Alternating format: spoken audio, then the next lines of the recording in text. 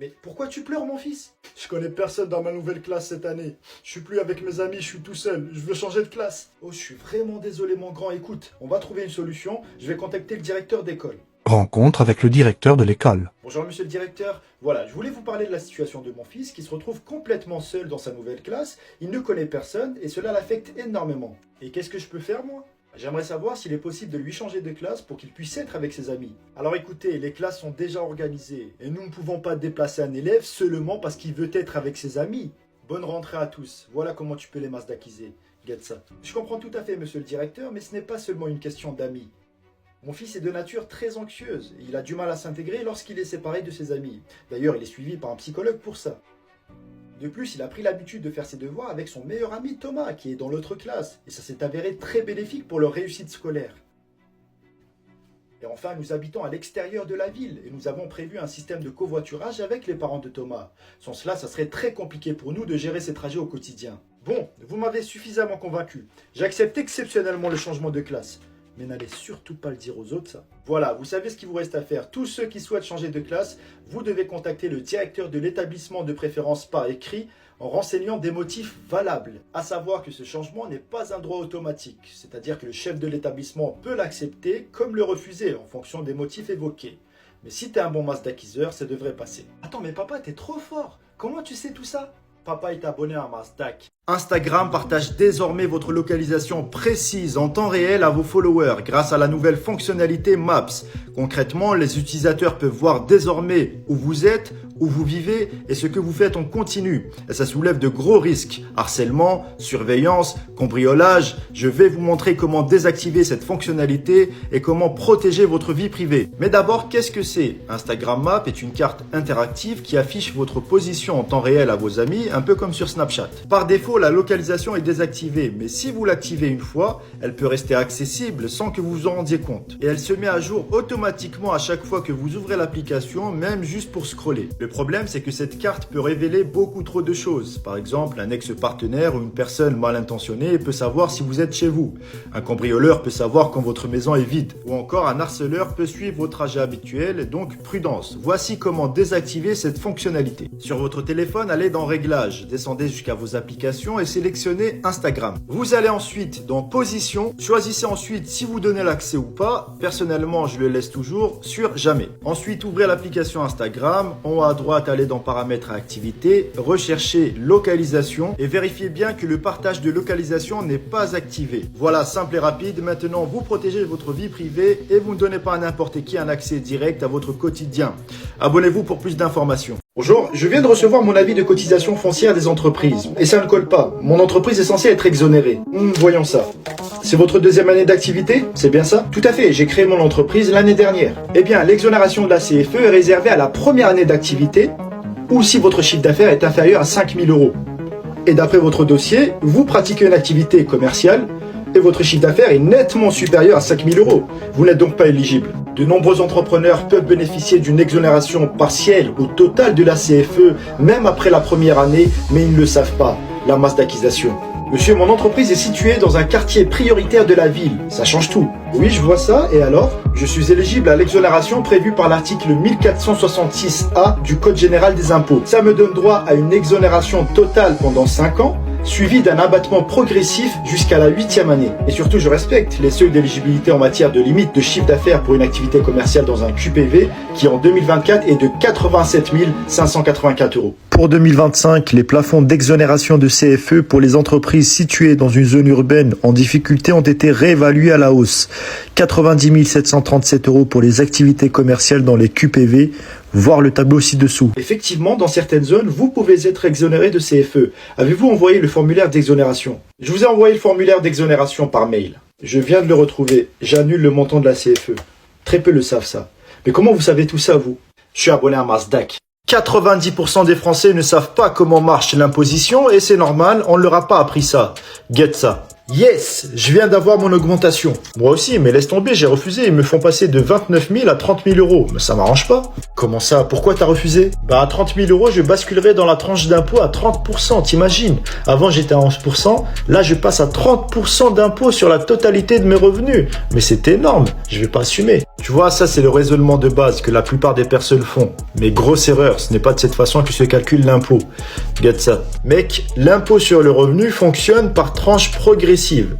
Et chaque tranche a un taux différent. Tu ne vas pas payer 30% sur tout ton revenu si tu franchis la tranche.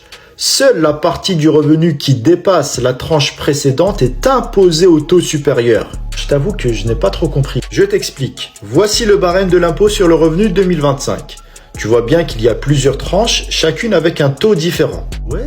Écoute bien, voilà comment ça marche pour une part fiscale, ce qui est ton cas. Jusqu'à 11 497 €, tu payes 0%, donc 0 €.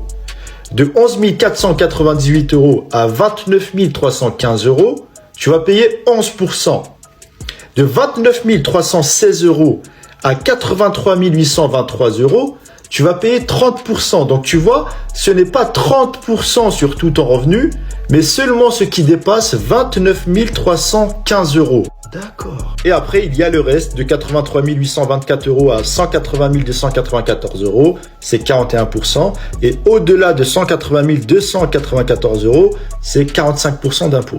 Ok, c'est plus clair. Et pour ton cas précis, avec un revenu actuel de 29 000 € et une part fiscale, l'impôt total est très facile à calculer avec la même méthode. Donc ça te donne 0% sur 11 497 €, ça fait 0 €. Ensuite, 11% sur 29 000 moins 11 497 €, ça fait 11% sur 17 503 €, ce qui fait un impôt total de 1 925 €. Maintenant, si tu avais accepté l'augmentation et que ton revenu était passé à 30 000 €, on va voir si tu es gagnant ou perdant. On va calculer comme tout à l'heure. Ça m'intéresse. Donc 0% sur 11 497 €, ça fait 0 €. Ensuite, 11% sur 23 315 € moins 11 497 €, ça fait 1 960 €. Et enfin, 30% sur 30 000 moins la tranche inférieure, 29 315 €. Exactement, tu as bien compris, ce qui fait 206 €. Et en additionnant le tout, ça nous donne un impôt total de 2166 €, soit 241 € de plus. Mais comme ton augmentation te fait gagner 1 000 €, donc tu conserves après impôt 759 € de plus. Ah ouais, j'ai jamais compris ça comme ça. Je vais revoir le boss pour demander l'augmentation. Attends, mais comment tu sais ça, toi? Je suis abonné à Nasdaq. Voilà comment les ultra riches échappent aux impôts et c'est 100% légal. Comment ça? Mais tout le monde paye des impôts, tu peux pas y échapper, encore moins quand t'es riche. Justement, les ultra riches utilisent des outils que personne ne connaît.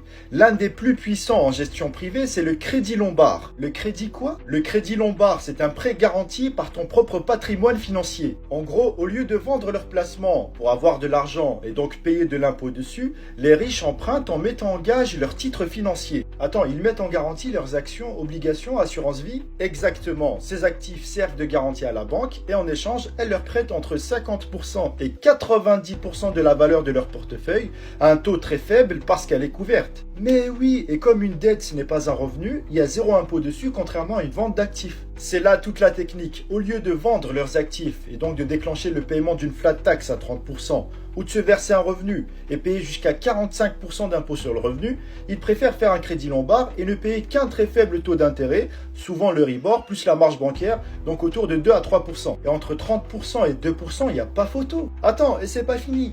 Dans un crédit lombard, tu rembourses souvent uniquement les intérêts et le capital à la fin.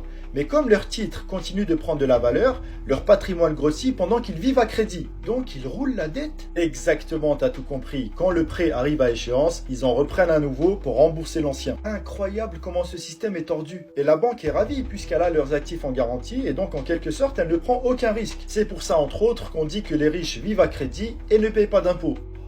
Ils se versent très peu de revenus, utilisent la dette pour vivre et profitent de montages totalement légaux mais inaccessibles au commun des mortels. Ouah, je viens de prendre une claque, mais comment tu sais tout ça toi? Je suis abonné à Nasdaq. La France ne respecterait pas le droit européen sur les congés. La Commission européenne vient officiellement de lancer une procédure contre la France pour non-respect des règles européennes sur le temps de travail. En cause, l'absence de droit au report des congés payés lorsqu'un salarié tombe malade pendant ses vacances. En fait, aujourd'hui, en droit français, si un salarié est en congé lorsqu'il tombe malade, les jours de repos sont considérés comme utilisés et aucun report n'est prévu. Le Code du travail ne contient aucune disposition protectrice dans ce cas. cas, à l'exception de certaines conventions collectives.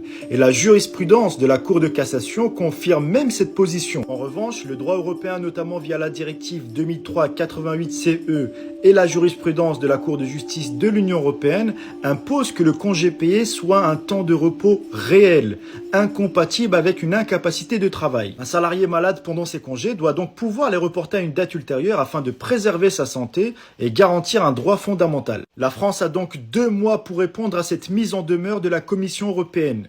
Sans évolution législative satisfaisante, la France s'expose à des sanctions financières. La France va-t-elle enfin permettre le report des congés en cas de maladie? On va le savoir très bientôt. Abonne-toi pour ne rien rater, je te tiens informé.